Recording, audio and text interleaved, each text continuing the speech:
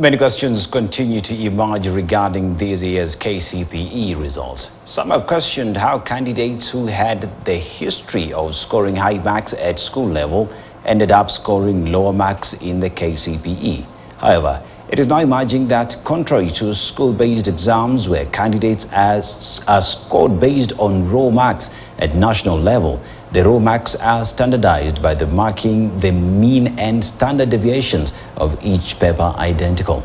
Shadrach Miti explains. 2023 KCPE results were announced. Many disgruntled teachers and parents disapproved of the results.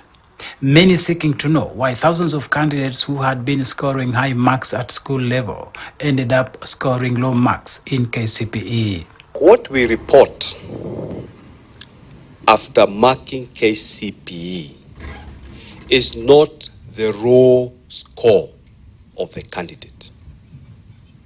When candidates sit for exams in school, what schools report back to them is the raw score. In essence, standardization entails converting the raw marks of each paper in the KCPE exam so that the mean and standard deviation of each of the papers are identical. Because this is a national exam, which we explained is norm referenced. And we say that norm reference, which is different from KCSE, which is criterion referenced. With norm reference, you are comparing one candidate to another.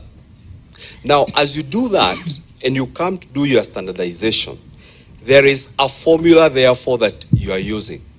So you are not reporting the raw score of the candidate.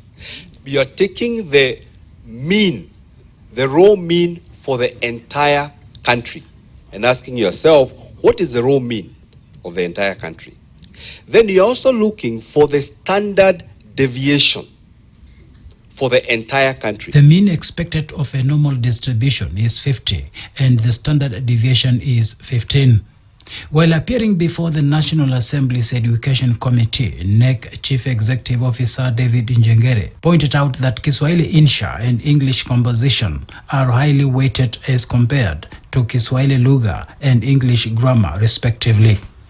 That the weighting that we give to compositions is heavier than the weighting given to multiple choice questions.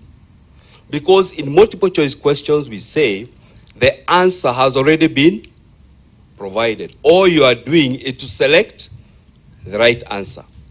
In composition, you are constructing the answer yourself.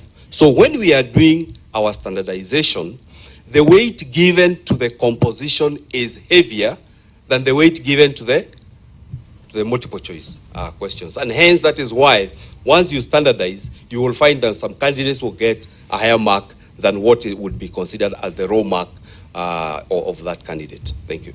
That there was a candidate whose marks on the constructive area, which is the composition, the girl from Kakamega were 358 marks. When the composition mark, which I think the girl got 38 out of 40, was combined, then it took that girl to the new area. Meaning that there are genuine cases where when we deal with these genuine issues, there is an impact which sometimes, in most cases, it would be a positive impact. The standardized scores are used for reporting candidates' performance and for selection. Instructively, when the scores are standardized, the relative positions of the candidates remain unchanged, with the top candidates in each subject still remaining at the top. Shadrach Miti, KTN News.